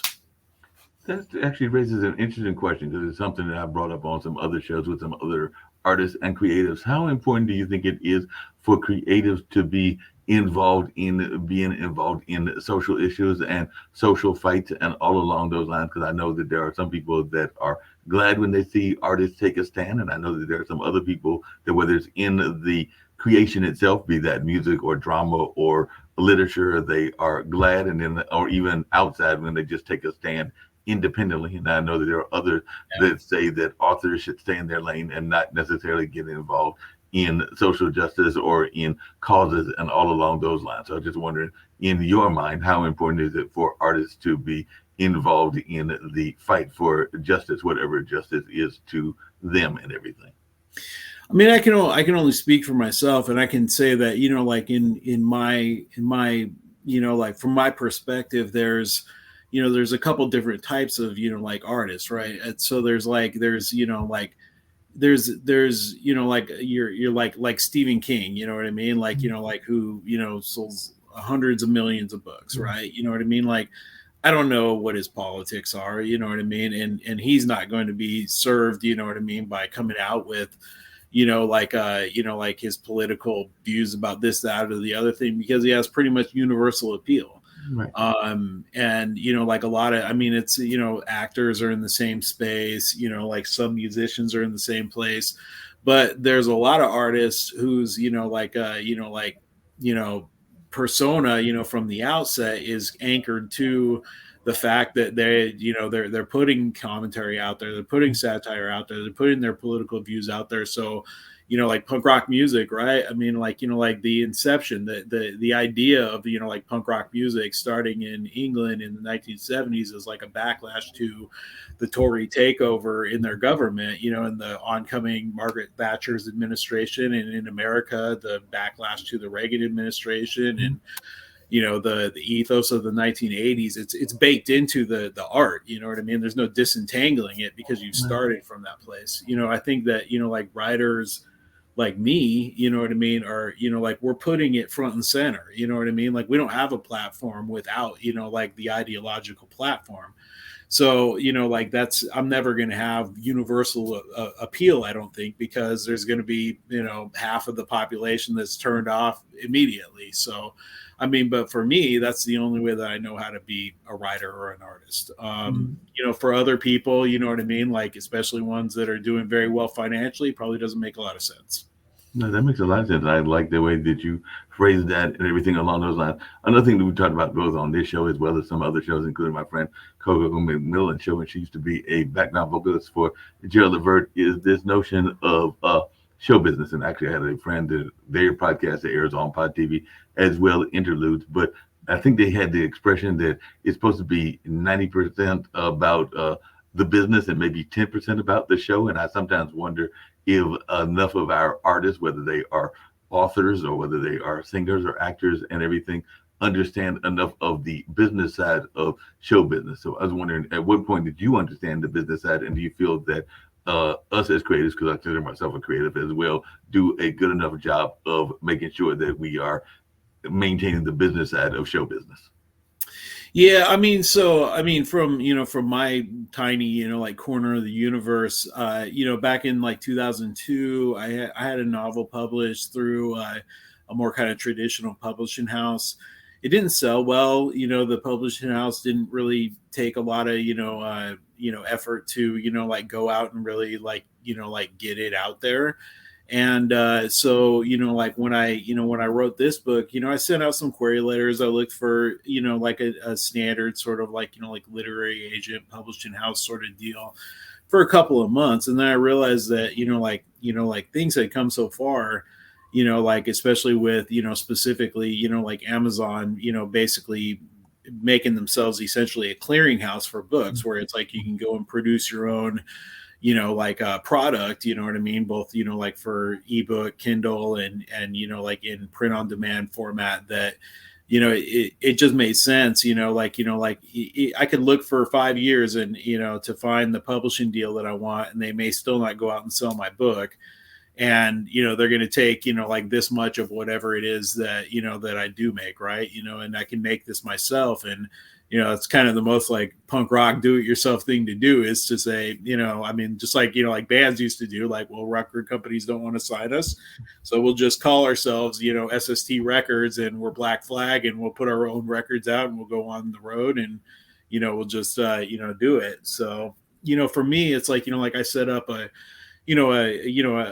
business, I set up I got a business license for the publishing company. I set up a website, I published the books, and that's how I'm doing it. I mean, I feel like, like I have a pretty good grasp of the business end of it because I'm doing it. And when I was in practice as a lawyer for myself, I did all that too, so. No, that makes a lot of sense. And I'm glad you said that, because I was actually just talking to the gentleman here that's doing Candlelight, and we were actually having that conversation, because I know that even on that same podcast I was talking about, I think it was Interludes, I think they were talking about a name rapper. I can't remember if it was Snoop or one of the other name rappers, but they had made the mistake of doing business as their individual self versus their business self. And of course, that caused them to lose a lot of money in that case, because I do know a lot of times they are thinking, and this is what I've heard, is that you should do business in a business entity and not necessarily in that personal name, because you can actually get burned by doing it in the personal name and all in that space. But as a lawyer, if you could share a little bit about that, because I've heard a couple of conversations where people have talked about how is you need to have, like you just said, a business entity doing business as, in order to get the maximum amount of profits and everything. Setting up an LLC is pretty easy. I think most places. It's certainly pretty easy here in the state of Washington. So if it's going to like shield you from any, sort of legal liability, you know what I mean, or any of the legal liability at all, you know what I mean, it's worth doing, because it just doesn't take a ton of time, and it's not very expensive. So yeah, I'm definitely a pretty strong advocate of, set up a business entity, set up especially like, like something like a limited liability, like a company or corporation, whatever it is, LLC. So. Yep, definitely. Just really quickly, like I said, probably about 5 minutes, if that, and everything. But you have an extensive record collection. I've got a decent record collection, even though, moving from place to place, it's not as extensive as it used to be, but it is building back up. And I know a lot of my music, because I'm a big blues fan, used to be heavily on the blues and the jazz side, but apparently 90% of yours is punk music. So I was just wondering, of that punk music, if you had any favorites and if there are any other music outside of punk that you are big fans of. Because I can tell you that one of my favorites, and I've seen him perform several times, is Buddy Guy, who's a great blues guitarist, speaking of the Midwest, out of the Chicago area. And he still got, I think he's in his 80s now. He might even be pushing near 90. But when I've seen him perform, even as recently as a year or two or a couple of years ago, he still had more energy than some 15-year-old and 20-year-olds that I know, and all along those lines. So I was just wondering, who are some of your favorites, and are there some of those even punk folks that might be getting up in age? Because I know Mick Jagger, as a established rocker, is up in age, but he still has a lot of energy as well. So I was just wondering, who are some of your favorites? I mean, at some point, I'm probably going to. You can probably see here's some of the record collection is over there. That's Wow. there's a bunch more all over the room, but there's records on the wall behind me. There's records on the wall all over the place. But I mean, at some point, I'm probably going to expand my blues collection. I definitely I really, really like Robert Johnson, you know, and you know, I like that type of, like guitar, you know what I mean, and singing, like no band really. So at some point, I'm going to expand, out there. But it's but right now, what I'm listening to a lot is a lot of like 70s heavy metal, kind of they call it like doom metal. Listen to like Pentagram and Black Sabbath and like bands like that. But that my DNA, like where I came from is like skateboards and skate bands. So that's like a lot of American bands. It's like the Dead Kennedys and the Black Flags and the Bad Brains and Minor Threat, and I mean, I'm always going to love that stuff. It sounds a little simple now, you know what I mean? Because it's just like what you listen to when you're like 14, 15 years old. I like a lot of, I definitely went back further and I started listening to a lot of the punk that came out of England in the 70s, which kind of got me to listen to a lot of the oi bands from England, which got me to listen to a bunch of the second wave ska bands, which got me to listening to the first wave ska bands and reggae and Rastafarian, and so I'll go down streams like that where it's like I'll start with okay, I'm listening to these punk bands, who influenced them, these people from England, who influenced them, these people from Jamaica, and just keep following the rabbit hole until it ends. Definitely we didn't talk a lot about, but I like there's a lot of the new wave and the alternative stuff growing up. So there's the gothic stuff, like the Susie and the Banshees and the Sisters of Mercy, things like that too. But yeah, the punk rock, is always gonna be the thing. So it's it's punk rock. It's like Northwest or California, West Coast. It's Black Flag, Poison Idea, DOA. Those are your kind of your Pacific Northwest, or West Coast, I should say, kind of pillars, that I kind of always pivot back to. Well, there's and there are different classes, just like there are different styles of what I'm getting ready to mention. But there's another musical form that just is in the middle and wrapping up its 50th anniversary, that being hip hop and everything. And I know that there is a heavy West Coast flavor out of LA, and of course there's the Atlanta sound and the New York sound, and there's always the battle as to who came first, the chicken and the egg kind of argument and everything. But I've had the pleasure of talking to some rappers and hip hop artists that were out of the Washington area as well. So I understand that there is a pretty heavy hip hop scene that is there in the Pacific Northwest as well. So I was just wondering if in your early music and if it's part of the collection you have any of that style of music, because I know that they are celebrating their 50th anniversary. We just did a exhibit here that just closed about a little bit less than a month ago, and all in that space. But I was just wondering if that's a style of music that you have explored as well. Oh yeah, and it's I mean, my knowledge there is definitely not as deep as the other stuff, but Sir Mix-a-Lot's from here, you know what I mean? So everybody had Swass when I was growing up. Sir Mix-a-Lot, he's still, so I don't know, his Posse on Broadway video. Broadway is a street that runs through Capitol Hill neighborhood in Seattle here. It's like I've lived there, I was born there, right?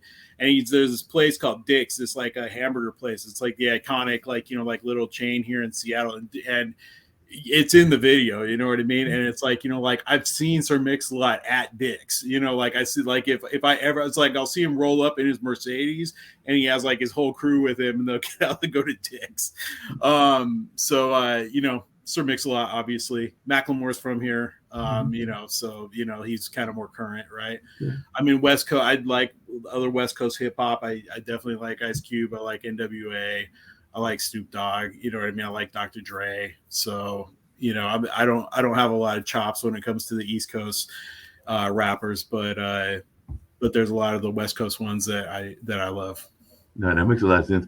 You know, one of the things that when I was in school and even when I worked at a newspaper was talked about was this notion that as a society continued to grow, that it would be more blending of music. I've got a friend that's a funk musician, very much into George Clinton and Parliament and Funkadelic.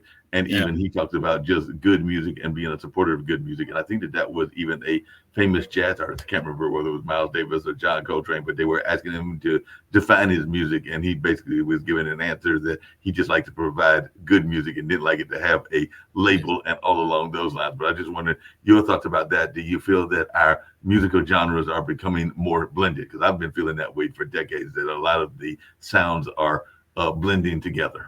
Yeah, definitely. I mean, and like, you know, like I like George Clinton, I like Parliament, you know, I like you know, I like you know, like there's a good like, you know, like actual like you know, like LL Cool J in like 1990 he made like, you know, like a heavy metal record, you know what I mean? Yeah. It's a band called Body Count, right? You know, there's definitely like always been a lot of like, you know, like punk rock and like kind of thrash and metal crossover with like the skateboard bands like Suicidal Tendencies and DRI. And there's, you know, there's crossover all over the place, you know, and it's interesting. It's like interesting because you get sick of listening to like, you know, like I can have, you know, like 600, you know, like records by like, you know, like bands that sound the exact same, you know, way as like, you know, like a lot of like punk rock music is pretty narrow. It's a handful of like power chords. People are playing on guitars and they're screaming into mics. But when they start to like mix it in, you know, with, you know, like new wave, you know, sounds or like gothic sounds or metal sounds, you get interesting new stuff, you know what I mean? And it's always worth like experimenting. It's always worth like mixing stuff up like that. Yeah. Yeah, I just wish that more of that crossover would come into other parts of our society as well, because I know one of the things that we talk about on this network and just in general, even on some of our news shows, is this divisive nature that's going on. We've been seeing definitely a rise in anti-Semitism, but even before that, it was anti-Asian hate and definitely Black Lives Matter and some of the Black hate and some of the Latin hate and everything else. But it definitely seems like we're become a more polarized nation and a more polarized world. But the one time that people are not polarized is when they go hear good music or sometimes just good theater or good other things that are in the creative space. So I wish that some of that unity that we see from creativity would be more in the rest of society. But I just wanted your take on that, because we do seem to be in a very polarized time, but people aren't as polarized when they're in their creative lanes. Because my dad is actually a artist. He does photography and he does some board art and some other styles of art as well. And I can tell you that his audience that comes to see his art is a very eclectic mix. I'll just leave it at that and everything. But I just wanted your take on that, is that there could be a way that we could bring some of that unity to the greater population. I think, you know, to me, I think that, you know, like politics is to blame, you know, like for, you know, like most of the divisiveness. So like I was saying, I grew up in Tacoma, right? And then, you know, Tacoma, grew up in South Tacoma. It's, you know, like a pretty predominantly like Korean neighborhood. My best friends growing up were like Korean kids, you know, like, and, you know, like, you know, the thing about it is that, so I don't want to say this, you know, it feels like to me, like, you know what I mean? Like the divide, like most people have is, you know, is like framed as, you know, like cultural and racial. And there certainly are differences between cultures and races, you know what I mean? But what I think that, you know, like what I think makes the divide is like manipulation from, you know, like people with political agendas. And a lot of times I think that is strictly has to do with like, you know, like money, socioeconomic status and power. And the thing is that most people that are in like, you know, the space of, I'm an attorney, but I work for the city of Seattle. I'm not a millionaire, you know, I'm a municipal employee. And it's like, I feel like, like most people that are, like in the space of being, just kind of normal people have more in common with everybody else, you know what I mean? But like, like people in like, like political spaces or in more socioeconomically privileged spaces, generate, like manipulatively, like generate things to, to play, like people off one another. And one of the places where they haven't really been able to like accomplish that, as you pointed out, is like in art and music, like where, you see, people, like able to like mix these genres and enjoy things from different, like cultural perspectives independent of that, so it's like you have like an example, something where you see like, like, look, this works perfectly fine, you know what I mean? Like when you take, like, this, manipulation coming from people that have an agenda to keep people divided out of it. No, I definitely agree with you on that. You mentioned earlier that your wife was in the computer field and all along those lines. And the other thing that I've heard people talking about a lot lately is AI, and definitely that was even part of the Hollywood conversation and the recent Hollywood strike and everything. But I just wonder, because I'm sure that even when y'all are home together, maybe even if you've got kids, and I don't remember if you said you did or not, conversations with the folks that you know in your circles, and you did mention that she was in IT. So I'm just wondering, do you feel that AI and even some of the social media is a part of what's going on with our way of division as well? Because I am a big fan. I'm doing a live stream, so definitely I'm a fan of live streaming. I'm even a fan of Instagram and LinkedIn and a number of other social media sites. But I've also gone to restaurants where I've literally seen people having more conversations with their friends on social media than they were with the family members that they were hanging out with, and all along those lines. So I just wondered your take on that, and even your perspective as one that is attached through marriage to somebody that is in that field. So sum it up for me again. I didn't quite get the question there. I was just wondering your thoughts around social media and the impact of social media, and whether it is a positive or negative within society. Because like I said, I do remember your wife was in that field, and I don't know if she works for Facebook or one of the other major ones, because I know there are a lot of ones that are there in the Midwest. I mean, the far west. Yeah, it's a hard question, because it's got, like a couple different answers. Because the thing about it is that like when I think about, I've lived about half my life in kind of a analog world, and now I've lived about half my life in, like a pretty like connected, like technology based world. And the thing, what I mean, like, like I love about, like now versus then, is that, like there's ready access to information. So like, like things when I was a kid, I would just sit and wonder, I wonder, what the answer to that question is. Who was in that movie? Who wrote that book? What was that thing? Where's that place? You don't have to think about that anymore, because you can just get on your phone or get in front of your computer and you can find out like now. The other thing though is that, what I mean, like, like your work issues you an iPhone, you know what I mean? Your work gives you a laptop, you know what I mean? Like you're supposed to be connected all the time. As far as like social media, it's like, like it gives you like, like it helps like, like people like me, and other technology platforms, that people like you and me, like, like kind of circumvent, like systems that we wouldn't have access to. Like, like you wouldn't, 20, 30 years ago, you wouldn't probably have access to be able to like, like put on a podcast, because, there's a handful of radio stations, and that's where, like people do things like this, you know what I mean? So like access, you know what I mean, is good, you know what I mean? But on the other hand, like Facebook is full of, and it's like, I don't think all people are like this, but a lot of people are like this. And this kind of goes to the prior question about like, like people being able to, like get along, and the divisiveness. There are genuinely like ignorant people in the world. And, like if you give them, something, like kind of ridiculous to run with, like, like things that are just, like patently like not true, but are being framed as news, or facts, you know what I mean? Like, like you generate, like a lot of, runoff, like ignorance and divisiveness too. So, it's like, has it been a net gain or has it been a net loser? I don't know. You know what I mean? I like, I like access. I like information. I like the ability to, like do an end run around, having to get a record company or a publishing house or, radio station. But at the same time, like, we're talking about, like ignorance, we're talking about divisiveness, we're talking about bullying, we're talking about going back to the conversation about suicide, right? Yeah, I don't know.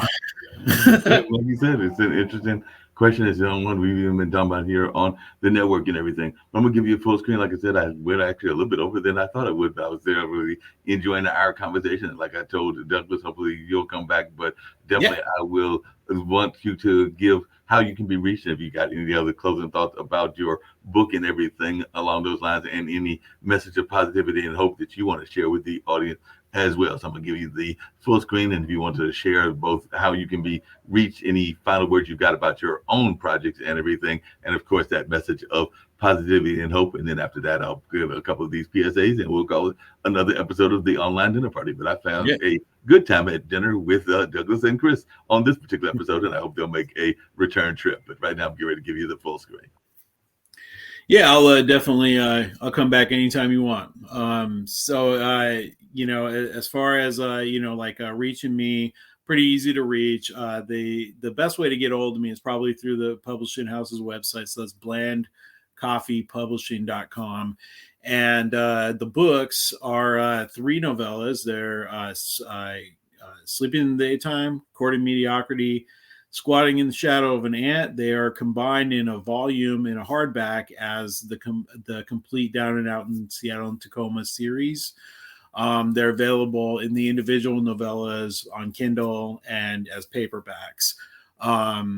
So you can definitely you can shop at the website. And if you search Chris Stockwell, you're going to find me on Facebook. You're going to find me on Instagram. I'm pretty easy to find. The email for the publishing house is info@blandcoffeepublishing.com. As far as a message of hope, I would just say this is about all I know, and I learned this mostly in recovery. I'd say I probably learned this, from here's the thing is that I can't do anything about what happened yesterday, and I don't know what's going to happen tomorrow. The only thing I have any control over is right now. I personally find myself looking ahead to a couple weeks, a month, a year, and trying to figure out how things are going to go, and becoming anxious about it. And so part of my recovery from anxiety is to just stay in the moment. There really isn't anything that I can do except for the next thing. And when I focus on that one next thing, all the other things don't seem so scary and bad. That makes a lot of sense. I love that advice and everything. As I was wrapping up and thinking about it before I hit these PSAs and everything, I did have to ask you just one other quick question, because thinking about TV and pop culture and everything, I was a fan of Quantum Leap, and there was a popular actor named Dean Stockwell. So I was just curious if there was any relationship or anything along those lines, because he was part of that area, and I think he was originally from the New Zealand area, or at least he passed in New Zealand. I think he might have been born in Los Angeles and everything, but Stockwell is somewhat of a common name, but not all that common, and he was a child actor. But I was just wondering if Dean, who passed away 2 years ago, had any relationship to you and all along those lines. I think it's possible. There is also a neighborhood in South London that's called Stockwell. My my mom has done a lot of work on genealogy, so I actually do have a pretty extensive family tree I can look up. But I will tell you that I was sad when Dean Stockwell died, and I loved Quantum Leap. I'm a science fiction guy, and I was growing up when that was on. That was my favorite show, that and Star Trek Next Generation. That's what I watched, So yeah, super sad that Dean Stockwell died. Yeah, I'm definitely a fan of Quantum Leap. Another one that I was a fan of that was one of those science fiction ones, and I can't think of the actual title of it, but it was the one where the early edition where the newspaper would come. Oh yeah. That was I was going to tell you, you were asking about AI, Chat GPT. There's their Netflix show Black Mirror. This last season, they had the episode with Salma Hayek in it that was about the completely AI generated television show within a show within a show within a show. That's good watching. So good. I've seen some of the Black Mirror episodes. I haven't seen that one. I did see the one where they were almost doing a game show type episode, and I think that was in season 2 or something like that, where they were literally in the they were all in the same kind of environment and everything, and it had like this game show kind of environment going on. And I do remember that episode very much in detail. Well, one of the things I'm a big fan of is teachers and mentors. I've been having that conversation. So one of the BSAs, I think I'll go out with this, is a spoken word piece. You're perfectly willing to stick around if you want to. And then I've got one that honors educators as well. But I think we'll close out with this piece that a friend of mine's friend did that honors teachers and coaches, as well as a award show that honors not just the teachers, but also honors the janitors and the support staff and all of that comes out of Oklahoma, speaking of other parts of the United States, and all in that space. So like I said, if you want to stick around, you can, but if not, you can perfectly be willing to step out, because I think the poem is about 3 minutes and the other piece is 55 seconds. But it's been a great talking to you, and I look forward to having you back in the near future on another episode. But I enjoyed talking to both you and Douglas, and hopefully I'll get y'all back along with some other guests, because sometimes it can be one-on-one, sometimes it can be one-on-two, as it was today, and sometimes if I'm having other things going on, I even let the guests interview themselves, as you and Douglas did, and all in that space. So it's just like a typical dinner party. I never know where the conversation is going to go, and it also depends on where I'm at, whether I'm doing it from my home office or one of my offices, and in this case, it was an office, and all in that space. So definitely look forward to seeing you back in the near future. But right now, we're going to go out with this particular poem about the importance of coaches and mentors, and also that award show. And I might get one other one in as well, but definitely look forward to seeing you back in the near future. Will do. Thank you. No problem. The difference between thinking and doing and living in the 21st century. They teach us about being a real quarterback-oriented games. We don't have to just use video games and live in the shadows of good things because of them. We grow up with agility far larger and bigger than we are tall. Parents are the champions and have to be our first life coaches and know-it-alls. Who knows how this came to be?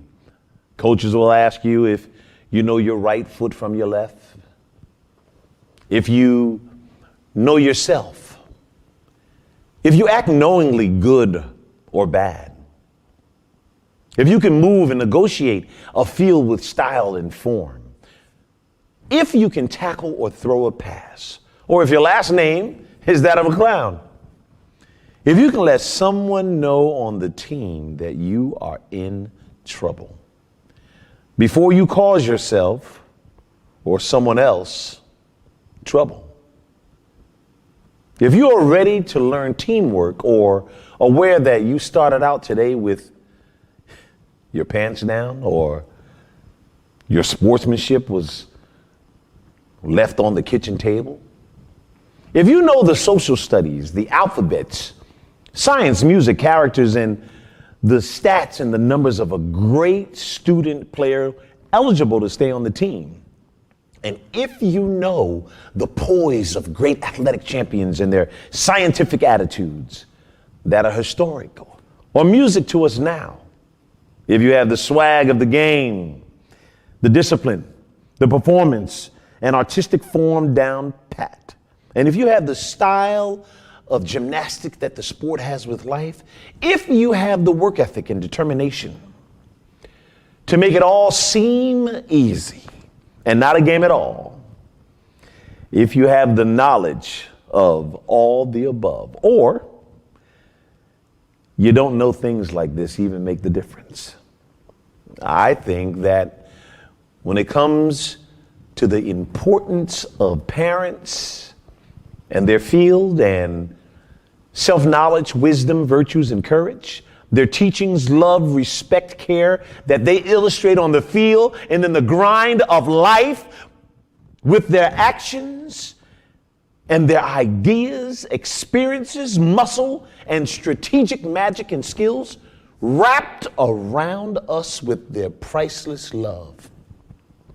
For their verbs to be that make us winners in this hard and fast third century, that without them, kids and adults, athletes could hardly see or do anything at all.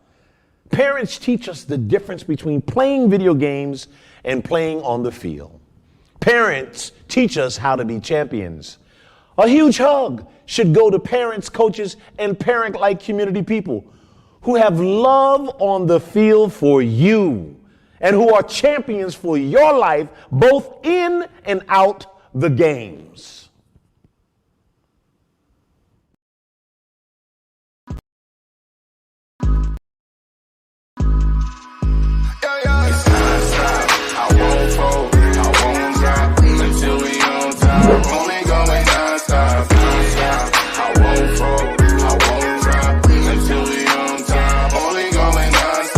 I want to thank everyone for coming to the 2020 TAF Awards.